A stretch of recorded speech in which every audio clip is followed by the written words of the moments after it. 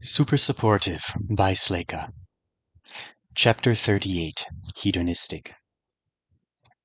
Alden was supposed to meet Betiquol in a specific room of a building that looked like a concrete beehive. But she met his cart on the path before it even arrived at the door and practically yanked him out of it, shouting, "Finally!"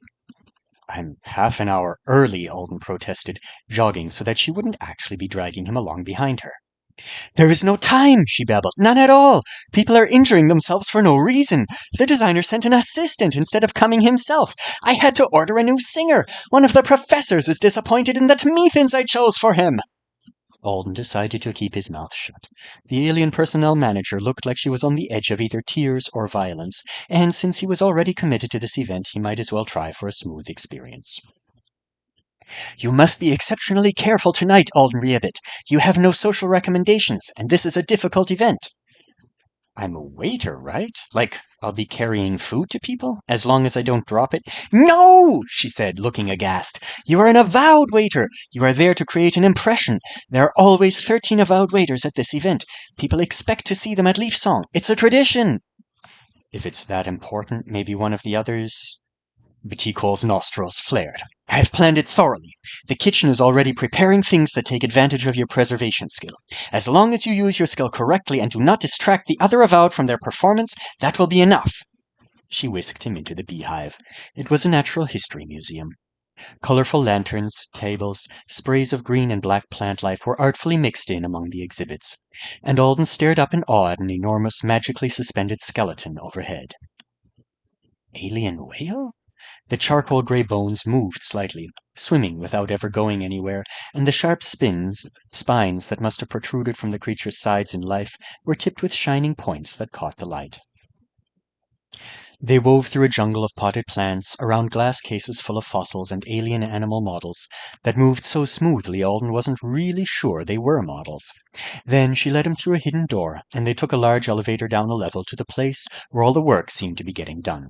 People were racing around with carts full of decorations and padded boxes full of museum pieces. Betiquol bowled her way through the chaos, telling everyone that her business was urgent and earning quite a few withering looks from Artonans who were clearly engaged in their own urgent business. A minute later, Alden found himself in a room that looked like a hastily assembled hair salon. When it said to arrive early for a uniform, I wasn't expecting a full makeover. He'd thought he would be taken to a closet full of spare shirts so that he could try them on, or something similar. Of course, he'd also thought that being waitstaff meant being waitstaff, and apparently that wasn't quite right. He was stuffed into a chair by a tiny old woman with dark purple-brown skin and a lot of beaded necklaces. She gave him Wevy in a wooden bowl and started examining him through a pair of glasses with square rims. "Nice," she said, pinching his cheek lightly. At his startled look, she stood on her tiptoes and peered deeply into his eyes. "Pretty." "Thanks." "Good strong back," she said. "Hard worker." Is that important?" he replied after a moment's hesitation. "What are the arms like?" she muttered to herself, squeezing one of Alden's through his shirt and making a disappointed sound. "I think a 4-foot-tall centenarian is disappointed in my upper body strength." The only thing keeping his feelings from being a little hurt was his confusion. She was doing his hair or something, right? Not hiring him to tend the oxen on her family's farm? As if she'd read his mind, she dug all her fingers into his hair. "Lots of this," she said. A vivid image of Stuart's half-bald, half-French braid look popped into Alden's mind, and he shuddered. He was so busy trying to think of ways to convince her not to try that particular style out on him that it took him a while to notice the old lady's mirror was measuring him while he sat there. A network of red lines was appearing on top of his reflection, and there were Artonan numbers out to the side. Why would anyone need to know the length of my nose? Betiquol was standing by the mirror, examining one of the 3 inset screens. Alden couldn't see around her to the one she was looking at, but the others showed what appeared to be designs for armor and prosthetic add-ons for his face. Alden suddenly realized that he would be wearing an elaborate costume tonight. Unexpectedly, the idea brightened his mood a little. It was stressful to be doing a social event at all, and he was still frustrated and worried to be here, at a party, instead of on Moon Thagund, where he was actually needed, instead of some convenient place to complete the special magic number of avowed Betiquol had in mind. But judging by the designs, it looked like his costumer was planning to put him in a set of green scale armor. That was kind of cool. A decent costume would give him a starting point for conversations at least, and "This is no good," Betiquol said, her tone dismissive, as she swiped away whatever it was on the screen she'd been peering at. "I have decided that his entertainment for the night will be his skill. The kitchen has already been informed that they have to make use of it with the food. A costume like this will draw attention to him instead of whatever he's carrying. Make it simpler." "The green rabbit is popular," the old woman said absently. "Costume changes color throughout the night to represent the journey from youth to adulthood. Very appropriate for a young human. I spent all afternoon designing the effect. It's nice." "I just said it's no good," Betiquol argued. "The joint claws are carved from bone, and the scales are coated with powdered—" "I don't care how you cobbled it together. I don't want him to be the focus of attention," Betiquol argued. "He's just going to be a backdrop for the culinary special effects. Make it subtle. Maybe a beige rabbit to match the museum walls, and tuck the wings." "I am an artist, not a technician." You're just a fill-in the costume company sent," Betiquol said dismissively. "Have you ever even costumed an alien? Make it beige. You have a short while to redesign it while I go through the rules of service with him." The old lady made an angry noise and stomped over to her screens. Alden gave her an apologetic look in the mirror. Betiquol had whipped out her tablet, and now she was talking rapidly about what he'd be doing. She had an annoying habit of micromanaging the assignment so that every single step of the evening became a part of the quest. Timers were popping up in front of his eyes for every little thing. There were even an allotted number of minutes for his bathroom breaks. "This is incredibly obnoxious," he thought, watching the timers minimize themselves into a string of green lights in his peripheral vision. The system here on Artona 3 did a good job of presenting him with information when he needed it, and keeping it out of his way when he didn't. But he much preferred Joe's method of giving a broad assignment and then offering advice on how to complete it, rather than a bunch of official quest steps. Alden would naturally have been polite to guests who spoke to him at the party. Being ordered to do it, complete with a reminder that would flash over people's heads, made him want to act like a barbarian to spite Betiquol.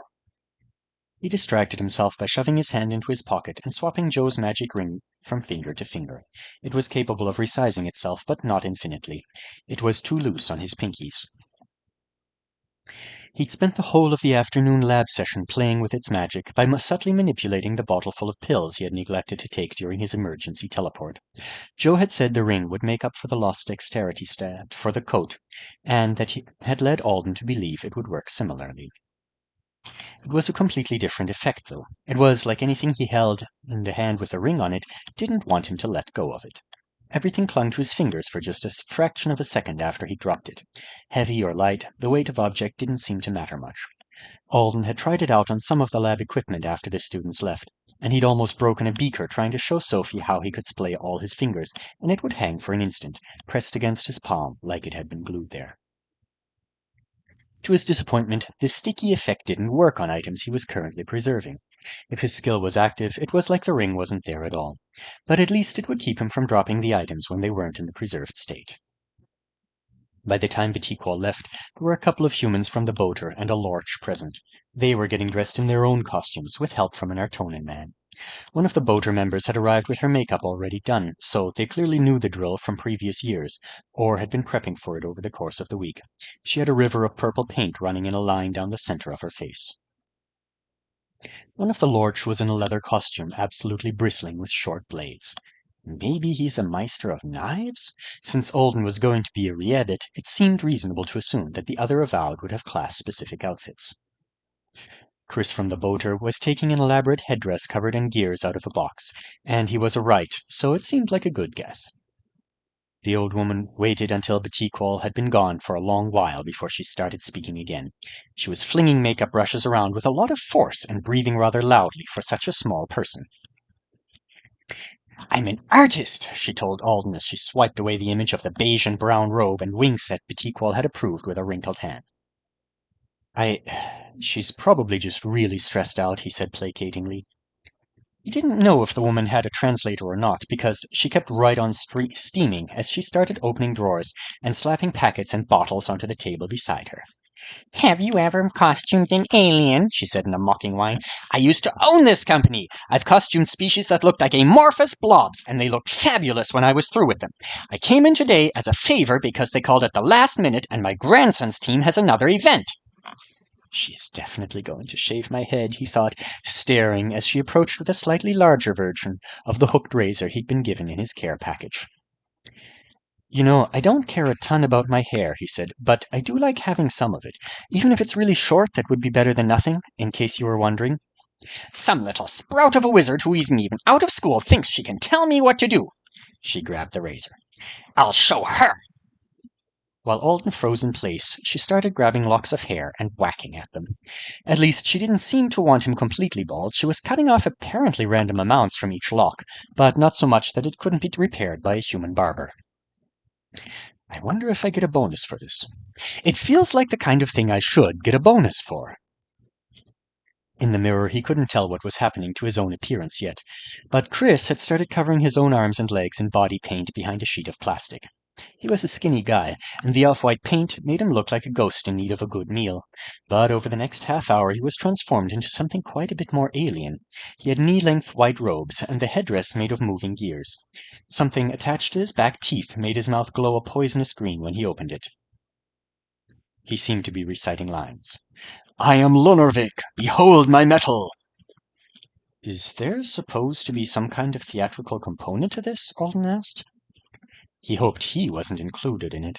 He'd been a raccoon in an elementary school play once, and he'd forgotten which piece of trash he was supposed to steal from a pile of it on the stage, which was his one and only job. He'd frozen there, agonizing over the horrors of stealing the wrong crumpled chip bag, and had to be rescued by another raccoon. Lunarvik, famous avowed right from over a century ago, the old woman said while she worked slender orange wires into Alden's freshly chopped hair. Popular historical figure. He died trying to repair an untranslatable ship on untranslatable. Silly line to make drunk people laugh. Tasteless. So she can understand me. She had a habit of talking to herself instead of him, so he hadn't been sure. She must have had a translator in her glasses. What kind of ship? Alden asked. Untranslatable ship, she said. The word wasn't untranslatable. It was something like escape or evacuation. Alden knew because he'd heard Joe's assistants use it to describe his role in coming to pick them up on Moon Fagund. Lunarvik couldn't have been human, since he would have died before Earth even met the Artonans. But if the grey-white paint and the eerie green mouthlight were meant to make Chris look like a member of another species, Alden couldn't pinpoint which one it was. No stupid words for you, she said sternly. It will ruin my costume. Instead, lots of glaring. She chuckled as if she'd said something very funny. Betiquol said I had to smile. Smile like you hope they all choke to death. This lady would get along well with Sophie. It goes with the theme. Didn't Betiquol say beige rabbits were known for their shyness? She seemed to have a vision that involved Alden blending in with the environment and being discovered by hungry partygoers before he disappeared again, like a game of hide-and-seek with special effect appetizers for a reward. Alden wasn't entirely opposed to it. Standing off in a corner, sneaking bites of food for most of the party was easier than real mingling. Beige, spat the costumer. Tuck the wings. Make the boy match the walls. Subtle rabbit that won't distract from food. She was gelling Alden's wire-laced hair into a pointy halo that was probably going to be a nod to a male rabbit's skull spikes. Behind her, notices kept popping up in the mirror. Are there other people working on the costume somewhere? He asked. How else were they going to finish in time? I brought my own fabricator. Top of the line. It's working in another room. Not enough ventilation down here. She stepped back to admire her handiwork. The wires in Alden's hair were glowing orange. Now, paint, she said enthusiastically. Alden examined the paint bottles on the table. Not a single one of them was beige.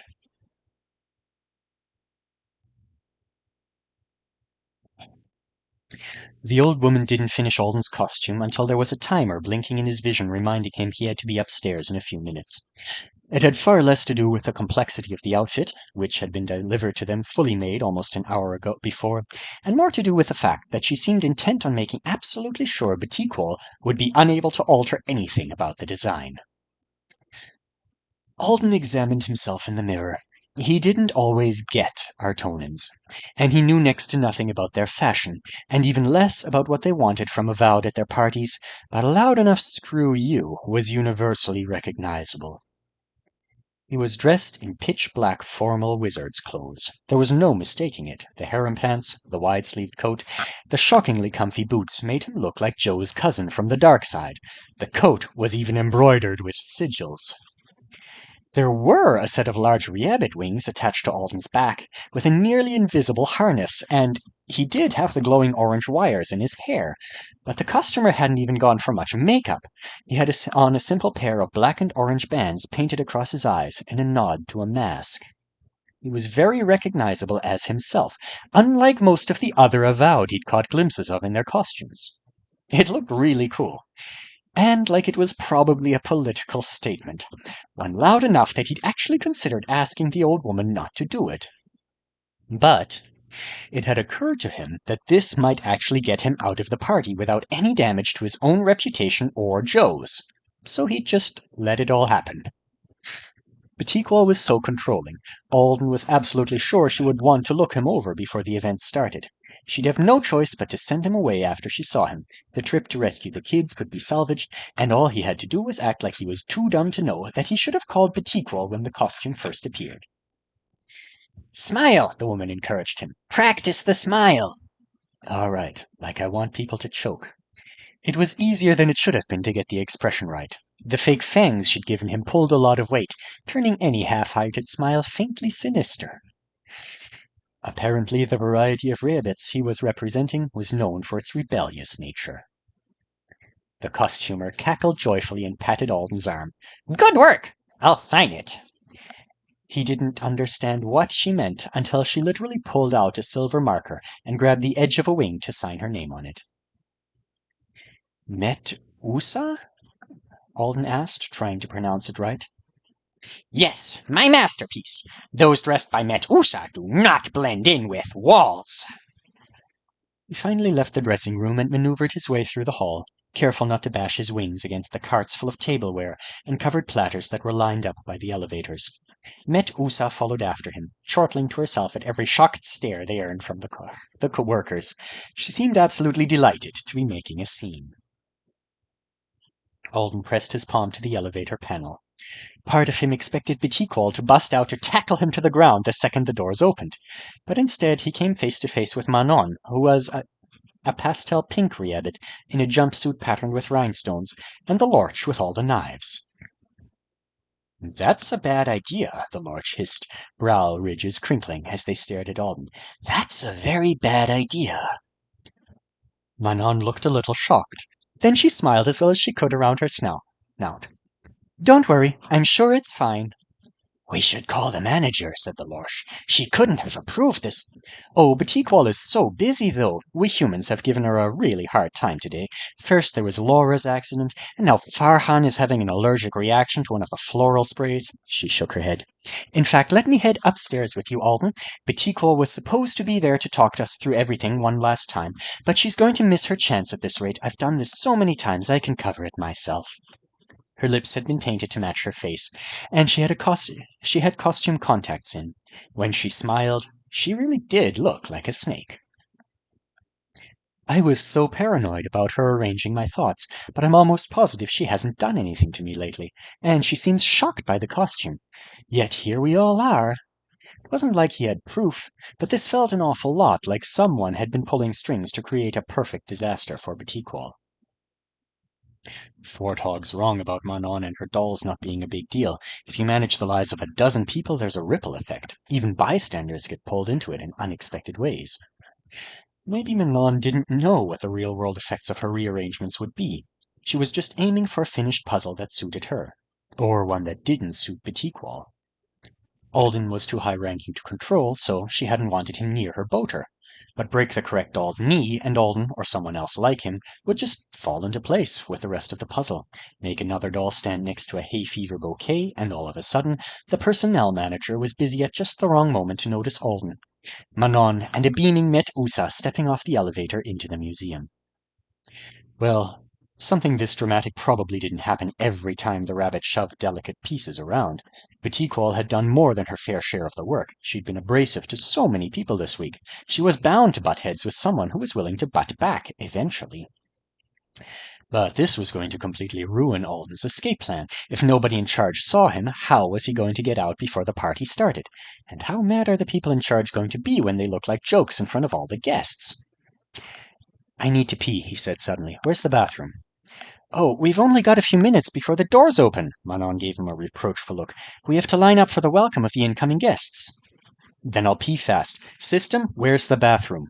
Manon made a sound of protest, but it was hard to seriously argue with someone who claimed they urgently needed the toilet. Alden dashed towards the restroom. Medusa chased after him at a shuffle, calling out warnings every time she thought the giant black wings might crash into one of the displays.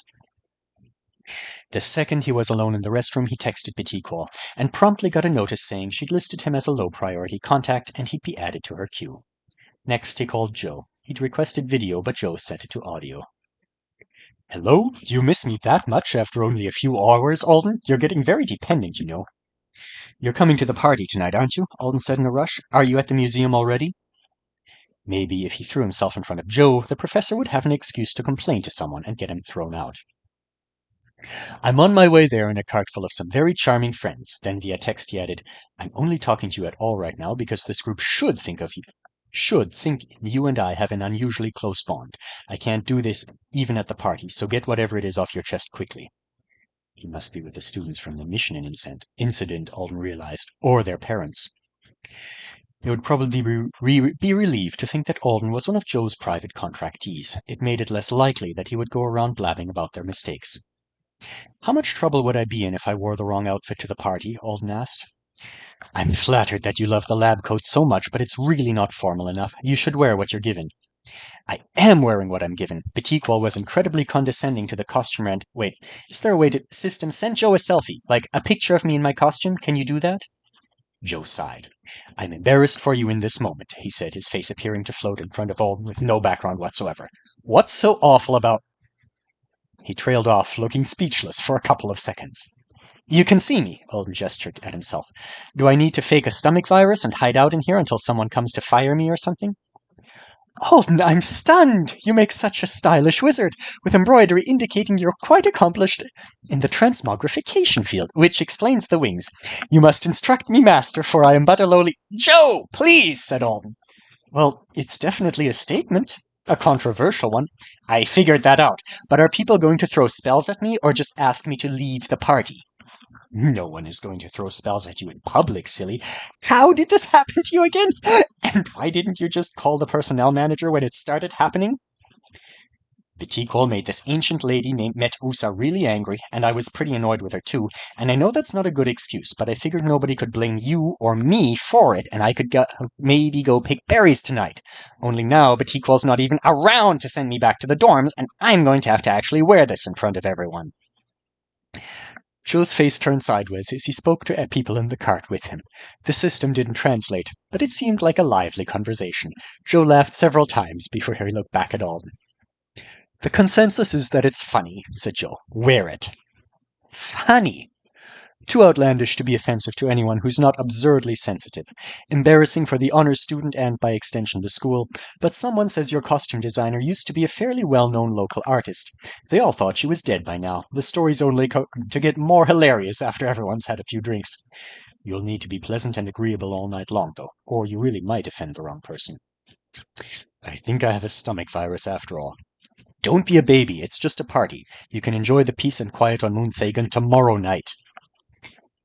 With only the dubious comfort of Joe's new friends finding his predicament funny, Alden marched out of the bathroom.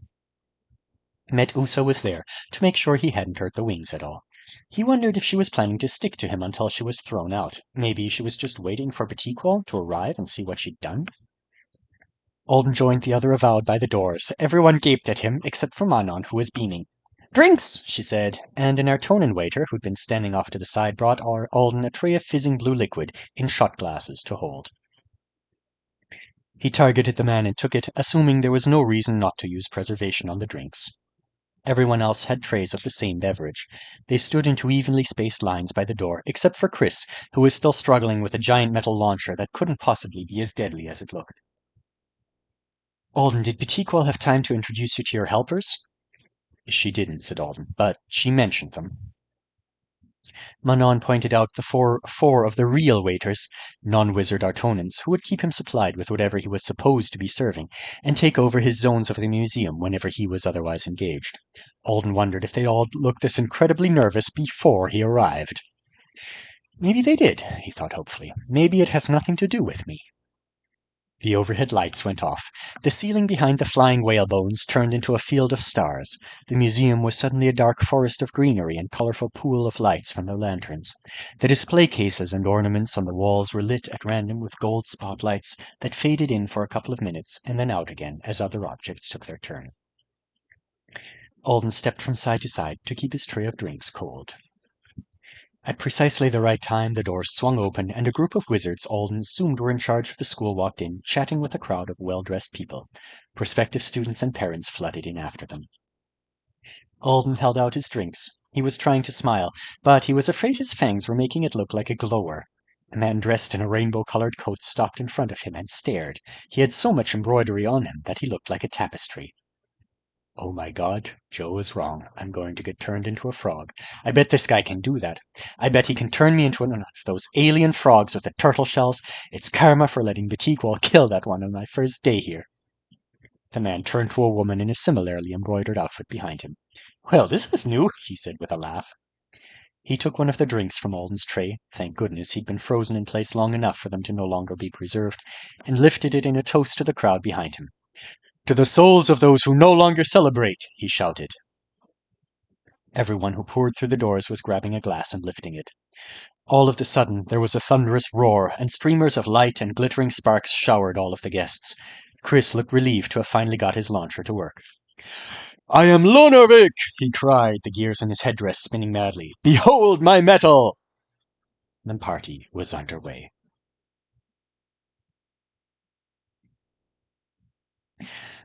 Alden didn't know how much trouble Batikwal was in. For the entire first hour of the event, he was too busy to focus on anything but his immediate surroundings. He'd have been completely lost without the team of waiters making sure he was in the right spot, doing the right thing at the right time. They prepped his trays and explained what he was supposed to do with each of them in meticulous detail. After the first round of drinks, everything Alden carried had some kind of special effect. The food and snacks were assembled off to the sides by a chef dressed in beige, to match the walls, and then delivered to him by smoking, steaming, or in the middle of a color change. He would carry them into a crowd of people with his skill active, and when it deactivated, the effect would finish off in grand fashion. His favorite involved marshmallow-looking things that would jump off the tray, like popcorn. If he got the timing right, the party guests caught most of them with their plates. If he got it wrong, or got held up on his way to his audience, they all ended up on the floor. To his surprise, the floor being covered in food didn't bother anybody. Many of the guests were going out of their way to be sloppy. It was almost like having food on the floor, or on your person, was proof that it was a party and not an everyday event. Half of the things he carried were designed to be messy. Drinks tended to be filled to the absolute rim of the glass so that the slightest jostle would make them spill, and once he almost ran into Manon, delivering a tray of rolled meat slices that had oil overflowing down the sides onto her hands. She was leaving a trail of it behind her. Hedonistic, isn't it? She texted him, without ever breaking stride. This is a much more rabbit-like assignment than working in the labs must be. Look behind you! He couldn't reply since mental texting was beyond him, but he turned to check behind him and saw one of the small children at the party tagging along in his wake. There weren't many of them here, but a few of the faculty members had brought their families. Alden hadn't had a chance to interact with one of the mini-Artonans yet. They were some of the only partygoers who weren't constantly staring at him and remarking on his outfit. To them, his wizard clothes were boring compared to the other Avowed's costumes. After all, they saw wizards all the time. I guess they were bound to get around to me after they finished with everyone else. He caught a glimpses of the others interacting with the children to know the drill. They thought the Avowed in fancy clothes were like characters at theme parks. They expected a meet and greet. One of the ever-vigilant waiters appeared to take Alden's tray of appetizers as the child approached. He crouched down as well as he could with the wings, and the kid blinked at him. Are you from Earth? They asked. I am, he said. Anasidora Earth or Sahara Earth? Oh, Those are the only two places on Earth they know about. Fair enough. It was hard to learn one planet's geography, and our Tonin kids had all of the tri-planets to study. Plus, their people had famously made first contact by setting up camp at the Tenere and asking if world leaders wanted to be teleported in for a cup of wevi and a discussion about the future of their species. America Earth, he said, but I'll be living on Anesidora soon. Can I have a picture? Sure. The kid brushed aside some crumbs and set a small tablet on the floor. It balanced miraculously on its narrow edge and somehow took their picture from multiple angles without moving. Alden's wings looked fantastic. After that kid, there were a couple more. Then more trays. Alden wanted to sneak a bite of something, but he was never alone. At some point, Metusa had disappeared. He was worried she'd been carted off to be punished, but she eventually returned arm in arm with the museum's curator. Some mysterious negotiations had gone down while Alden was feeding people and having his picture taken, and a few of Metusa's old theatrical pieces were being teleported in from storage at another institution so that they could be displayed during the second half of the party. Joe finally made his way over, and after the briefest of smiles and not 10 words to Alden, he left with an entire tray of tarts stuffed in his pockets. As the night wore on, Alden started to feel ragged. The wings were making his back hurt, and the guests were getting clingy. His waiters had betrayed his trust and left him to the attentions of various drunk teenagers and even drunker professors who wanted pictures. Isn't this an Achievement Society gala? It sounded like it should be a stodgy event where everyone worried a lot about what impression they were making on their betters. But some of these guys looked wasted. There was a hookah set up on one table, and Manon had sent out a group text telling all the humans not to go anywhere near it. Our Tonans partied hard. Alden's bedtime was apparently not as regimented as he'd been led to believe, because it came and went, and the system didn't make so much as a peep. Traitor! He accused it in his mind while he told what felt like the 1000th person that his costume was definitely just a rabbit. Any resemblance to a wizard was purely coincidental. Saying this struck drunk Artonans as hysterical. Alden didn't know why, but he kept repeating it because it kept working, and he didn't have any other jokes. He finally managed to escape from the latest group. He'd made it all the way across the museum to the edge of the party. Success! And it had only taken a full hour and a half of trying. Now, if he could just hide behind a plant or a taxidermy dinosaur and wait for this thing out... Excuse me, Riebit, said a voice from behind the giant potted fern Alden had just been thinking of as his future protector. Can you come here for a moment? No, I don't wanna! He'd practiced smiling so much tonight that his cheeks ached. He stepped around the fern and was surprised to find a table and 2 chairs sandwiched between it and the wall. There was no way that had been part of the original floor plan for the party. The pair of wizards sitting there appeared to be sober, which was probably a good thing, since the woman was visibly pregnant. The man had long straight hair, such a pale shade of purple that it was nearly white, and he didn't look up from the book he was reading as Alden approached. Actual leather-bound book, Alden noted. He brought it to the party instead of just reading one in secret on a tablet. That was refusal to socialize on an advanced level. He could admire it. Do you need anything? Alden asked. Something to eat, maybe? No, she was smiling. Would you just stand there for a minute? Alden stood, wondering if she was about to take his picture. But she made no move at all to do so. She looked at him for a while, then turned to stare off into space and ignored him. Wait, am I dismissed or not? He kept standing. They'd tell him to go away if he was supposed to, wouldn't they? With nothing else to do, he stared at them. Their formal clothes were a little odd. It was like they'd been based on the traditional wizard's garb that Alden was currently making a mockery of, but someone had wanted to make sure that they couldn't be mistaken for the same thing. They had elbow-length sleeves instead of long ones, tighter pants, patterns of small metal studs instead of embroidery. Neither of them had a tablet or visible lens of any kind, not even the metal rings around their iris. Alden stood there for a very long time before the woman finally said, Brother, if you need him to step closer, just say so. He's wearing a noteworthy costume. Someone will spot him over here eventually. Or one of your spouses will get bored of the festivities and come to find us. I do not need him to do anything, the man said irritably, still not looking up from his book. I was managing fine before you called him over. Alden, isn't it? Alden nodded. His name had been going around the party for ages, so of course she'd heard it. Alden, would you mind stepping a bit closer and giving him your hands? Her brother slapped his book shut, giving her an annoyed look. That is completely unnecessary. But it will be faster. I'm tired. The babies are stomping on my bladder. I want to go home. Then go! If I go, your pride won't allow you to get anything done, and then you'll lurk around the house worrying over questions that have perfectly obtainable answers.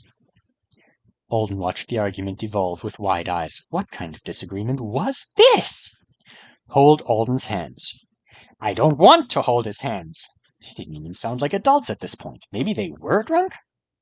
I'll hold his hands first if you like. What would be the point of that? Fine. Come here, Riebit, and let me hold your hands. Per Joe's advice, Alden had done a great job of being agreeable tonight, but this was a little too much. What are you going to do with them? He asked, clapping his hands safely behind his back. Stop glaring at him like you plan to chop him in half, the woman said to her brother in an appalled voice. You're scaring the poor child, you lout. He's younger than Stuart. How is this my fault? He protested, leaning back in his chair and sighing. It isn't even my idea. Stuart? Alden hadn't seen him all night. He didn't seem to be at the party. One of the two must be his parent? Alden stared at the man. Is this the super important father that even Joe was afraid of making mad? He was hiding in the corner behind a plant, reading a book, with his sister. He didn't scream scarily alien wizard king, which was how Alden had been picturing Stuart's father, despite the lack of monarchies on the modern triplanets. He just wanted to gain your measure, the sister explained. It will be much faster if he does it by holding your hands and asking you a couple of questions. Otherwise, he'll have to spy on you from behind the bushes some more, and it's very tedious. Gain my measure? Was this some kind of lie detector test? Oh, maybe they just want to be sure I'm not going to tell on Stuart? That was fine. He didn't plan to. Easier to go along with the request than act all cagey. He had one really serious secret to keep from the Artonans, and he highly doubted someone he just met was going to ask him out of the blue if he'd ever fed his blood to the prisoner in the Chicago consulate. Alden stepped closer and unclasped his hands, offering them to the guy. The Artonan studied the ring for a moment without taking them. Is the ring yours, or does it belong to Worley Roden? It's alone, Alden said sadly. He'd been playing around with it all night. Since nobody cared if he spilled drinks, he could do some neat tricks with the glasses. Take it off, please. It will interfere. Whatever kind of lie detection he was going to use must have been pretty weak if the ring would interfere. Alden tucked the ring into one of the pockets of his wizard outfit. The man took his hands firmly in his own. He had calluses, Alden noted. It was kind of unexpected for a bookworm or a wizard. The man stared up at the starry sky beyond the whale skeleton. What is your name? He asked. No need for him to ask. It was available to him through the system. Maybe he was establishing a baseline for the lie detection? Alden. Samuel Alden Thorne. What is your purpose? Alden stared at him. Like, in life? That's kind of deep. I don't know. What do you love? This guy really didn't go for the softball questions, did he? My aunt, my friends, He hesitated. It was only for a second, and it was only because he had the thought that maybe he shouldn't say it, because they were gone. But in that instant of hesitation he suddenly sensed something surprising, the cobwebby cocoon of his own magic. It was here, all around him, just like during the teleports to and from Munthagund. Only this time, around the cocoon of his magic, there was another one, far more massive. It wasn't pushing against him, but he knew at once that if it did, he'd be not even crushed. I'd just disappear, like I'd been written out of existence. It wasn't a guess. He knew it for a fact. Alden's heart was pounding. The Artonan was still staring up at the fake stars. Are you afraid? Yes. Lying was unthinkable. Is this the most afraid you've ever been? No. Lying was impossible. The man smiled faintly. Ah, that's unusual. What's scarier than me? When I was 10, I found a photograph online of the guy who was responsible for my parents dying, of what his body looked like after he'd been dealt with by an S-class brute. I have no idea where it came from. He was on a metal table. I guess maybe the investigators took it and it leaked. He'd seen it in real life, but the emotions had been dampened then, a few years later. It didn't bother me. It didn't bother you. It made me satisfied. Made me feel like the world was fairer. I looked at it every night, and I slept like a baby. And that made you afraid? When it disappeared from the web, and I realized what I'd been doing, that was when I was afraid. A complex emotion. He looked down and met Alden's eyes. His own were pink, like the lead assistant's at the lab. I apologize for the intrusion, he said, dropping Alden's hands. And you don't have to be afraid of me. I don't hurt people. Alden clutched at his chest, gasping for air he didn't even need. Am I having a panic attack? I would appreciate it if you didn't mention my son's participation in the recent stupidity, but that's a selfish request I make for my own convenience. You're under no obligation to follow it. Alden could barely hear him. His ears hadn't rung this loudly in years. We'll see each other again, someday. You're too untranslatable to go unused, I'm afraid, he trailed off. That's annoying. Authorized translations. I have no interest in working around your management. As I was saying, you're too whole for us to avoid one another over the long run. Try to grow up well and live fully before then. Maybe you should teleport him out of here, the sister suggested. I think he might faint. I'll have Rodin fetch him. It's funny to watch that one skulk around me. No, I'm fine, Alden gasped. Can I just go? Of course, said the man. By the way, I'm the primary. Have a good night.